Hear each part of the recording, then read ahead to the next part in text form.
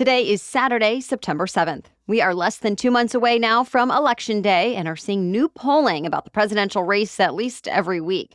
But after polls seem to steer predictions down the wrong path in the past, should we even pay attention to them? Our guest today analyzes American campaigns and elections. Kyle Kondik is the managing editor of Sabato's Crystal Ball. It's the University of Virginia Center for Politics' nonpartisan election forecasting newsletter. He's explaining how polls work in today's world, why the polls failed in 2016, and whether we should rely on them today. Welcome to the Newsworthy Special Edition Saturday, when we sit down with a different expert or celebrity every Saturday to talk about something in the news. Don't forget to tune in every Monday through Friday for our regular episodes, where we provide all the day's news in 10 minutes. I'm Erica Mandy. It's now time for today's Special Edition Saturday. Kyle Kondik, thank you so much for joining us here on the Newsworthy. Thanks for having me.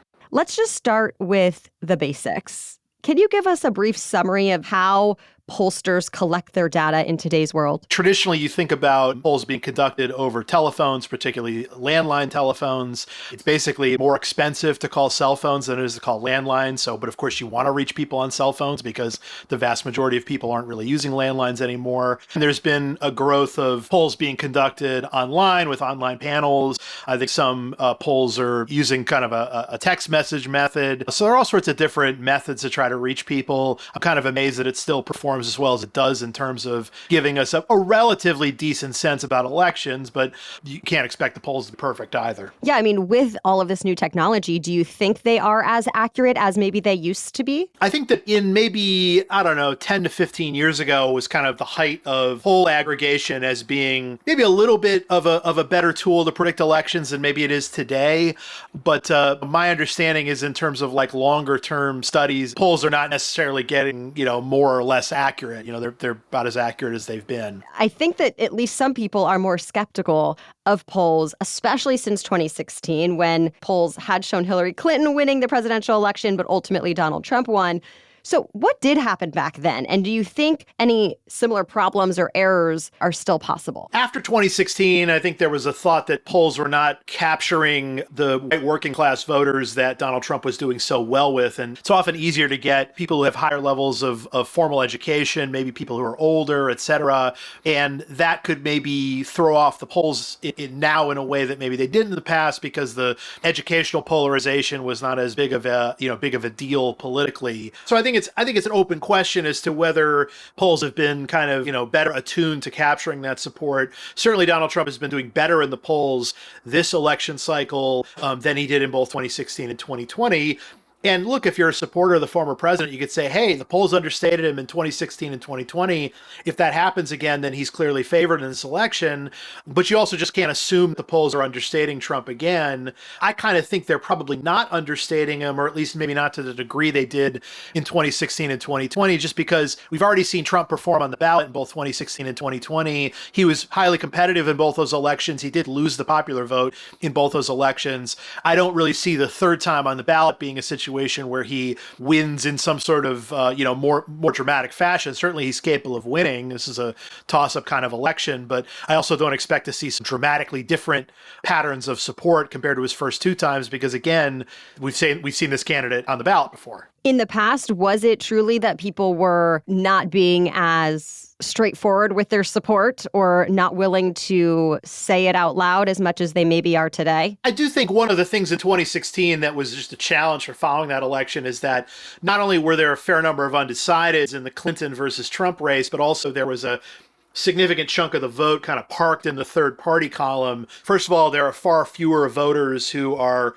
quote unquote double haters. People have a negative view of both major party candidates. That was a big chunk of the electorate, maybe 15 to 20% in 2016. And naturally, a lot of the third party votes came from that group. Kamala Harris is more popular than Hillary Clinton was in 2016. And Trump's numbers are better now than they were in 2016.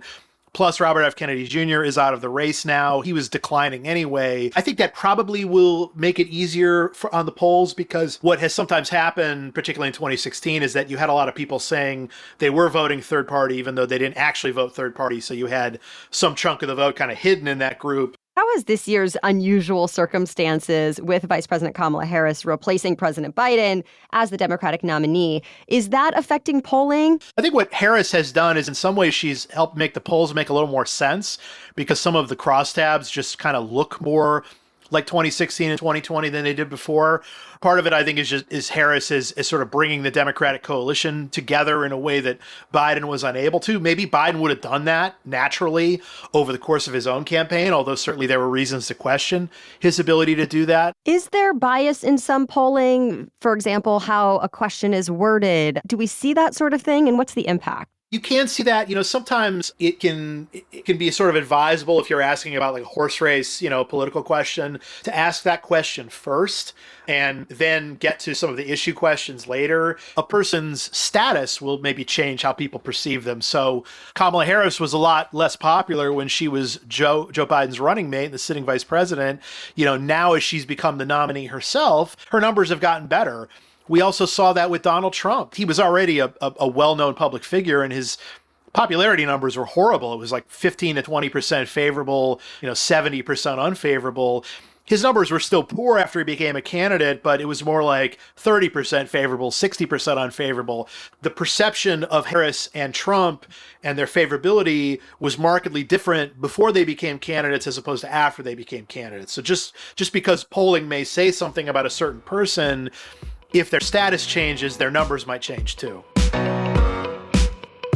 Still ahead, Kyle Kondik explains how this year's unusual circumstances may affect polling and what other factors he considers when analyzing results. Plus, we talk about the science of polling, which two organizations he trusts and recommends the most, and his prediction, based on the polls so far, of how this election in November will turn out. All that and more coming up next. But first, a quick break for our sponsors.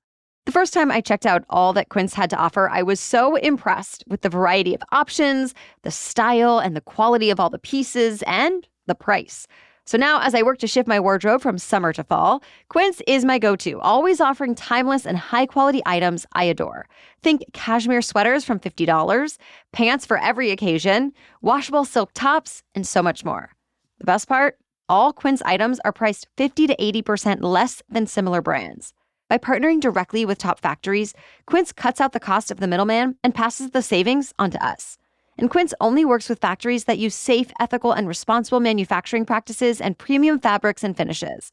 I love that I've been able to wear my washable silk tank all summer, and now I can throw my organic cotton knit blazer right over it for a perfect transition to fall.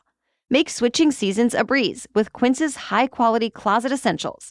Go to quince.com/newsworthy for free shipping on your order and 365-day returns. That's QUINCE.com/newsworthy to get free shipping and 365-day returns. Quince.com/newsworthy. The Newsworthy is also brought to you by Lumen. Lumen is the world's first handheld metabolic coach. It's a device that measures your metabolism through your breath. And on the app, it lets you know if you're burning fat or carbs and gives you tailored guidance to improve your nutrition, workout, sleep, and even stress management. All you have to do is breathe into your Lumen first thing in the morning, and you'll know what's going on with your metabolism, whether you're burning mostly fats or carbs. Then, Lumen gives you a personalized nutrition plan for that day based on your measurements. You can also breathe into it before and after workouts and meals, so you know exactly what's going on in your body in real time. Your metabolism is actually your body's engine. It's how your body turns the food you eat into fuel that keeps you going. It's so interesting to see how my score on my Lumen lines up with my energy levels, quality of sleep, and more. So I love when I can have insights and personalized guidance to improve those very impactful factors in my overall health. So if you want to take the next step in improving your health, go to lumen.me/newsworthy to get 15% off your Lumen. That's lumen.me/newsworthy for 15% off your purchase. Thank you, Lumen, for sponsoring this episode. Okay, now back to our conversation. You wrote recently about convention bumps, too, where candidates see a polling boost after their party's conventions. Did that happen this year? And is it actually relevant to what happens in November? Because Biden left the race, it's sort of hard to suss out whether Trump got a convention bounce or not. There were some polls that showed that he might have, but then as soon as the swap out happened, it probably made it just harder to figure out whether that would have lasted or not. And, Trump is not polling as well now as he was prior to Joe Biden getting out of the race. I think we're still trying to figure out whether Kamala Harris got a bounce out of her convention. I think it's possible that Harris kind of got her convention bounce early in the sense that her bounce came from becoming the candidate. So, again, we're still trying to figure all these things out. And there's been so many events in this campaign that have been sort of smushed into a relatively short time frame. Roughly 2 months have passed since Joe Biden got out of the race and Harris got in. You had the Republican convention right before Biden got out. You had the Vance VP pick. You had the Walz VP pick. You had the Democratic convention. This was a race where not a whole lot happened in the first 6 months of the calendar year. And then a whole lot has happened in the last couple of months. You mentioned that you look at what's happened in the past when you're analyzing current polls. Are there any other factors you're looking at or any other polls that you look at more than others because you just think they tend to be more accurate? How are you making this analysis? I think you've got to have a reasonable amount of skepticism about any poll you look at. Some polls come out, have an agenda, like when either the Democrats or the Republicans, release a poll involving one of their candidates, they generally do that for a reason. That doesn't mean the poll is inaccurate. It just means that they probably think that the result was particularly good for them, and so therefore they put it out into the world. I do still think that Gallup and the Pew Research Center do really good, thoughtful polling on just American attitude about presidential job approval and, different issue beliefs and these sorts of things. They don't really do, they're not going to be doing who's up and who's down, every week the way that some other polls do. But if you're ever interested in sort of broader trends in American life, I would definitely recommend Pew and Gallup for those sorts of things. And just to be clear, polls have a science to them. There's a method to it. So I just want to be clear about that. Can you speak to that? It is important to sort of define the group you're trying to measure, in a state presidential election poll. It's basically trying to get an accurate sample of the whole state. Does it racially reflect the state? Does the party ID mix? Regions can come into this, urban versus rural, education level that I mentioned earlier as being an important factor. All these things come into play. You're trying to get a representative view of whatever the place is that you're looking at, trying to measure their opinions. Also what ends up happening is that, you might get more older white voters with a 4-year college degree and not as many non-white young voters who don't have a college degree. So you might try to weight the different groups to better reflect what the real population is. So maybe you weight down the older white college educated responses and you weight up the young people. Do you think that polls and predictions themselves can then actually affect voter behavior? It's a good question. There's clearly a big market for this sort of thing because people are just really interested in the horse race and who's up and who's down. Now, Republicans will often claim that, polls showing them down dissuade people from participating because they suggest that a person doesn't have a good chance to win. But I almost wonder in 2016 if it was almost the opposite, that there were some people who supported Clinton who didn't feel like they needed to vote or they felt like they could vote third party. So I don't know what effect this has on the electorate, but, part of the assumption that goes in any poll is you're capturing a universe of people who is, likely to vote. But that's also dependent on people actually doing what you think they're going to do. I also think that probably the experience of 2016, at least for Democrats, should, make them realize that they can't take anything for granted. Do you think that people have any big misconceptions about polls? And if so, what are they? Polls can kind of get beat up sometimes for not being, precisely accurate on predicting an election or something. Well, that seems a little unfair. We can talk about driving around the country and looking at yard signs or how many people show up to a rally, but that's not really capturing public opinion. Polls are still the best way of doing that. Yeah, and if they do change over time, what's the value of knowing throughout the race where things stand? Polls are an important tool, not just to see who's up and who's down, but also, just what messages they should be running on. So that's how the polls are really valuable to a campaign. Do you have a prediction for how November turns out and anything else that is kind of a takeaway right now from the analysis that you all have done? I think if you were based on the polls as of late August, you'd probably say Kamala Harris is a very narrow favorite for the presidential race. However, we also have to remember that the polls kind of underestimated Trump in both 2016 and 2020 to some extent. And it's possible that could happen again. I don't really think there's a favorite in the presidential race. What are you watching for over the next couple of months? Short term, I'm curious to see if Harris does get a convention bounce and maybe establishes kind of a clearer lead in the numbers.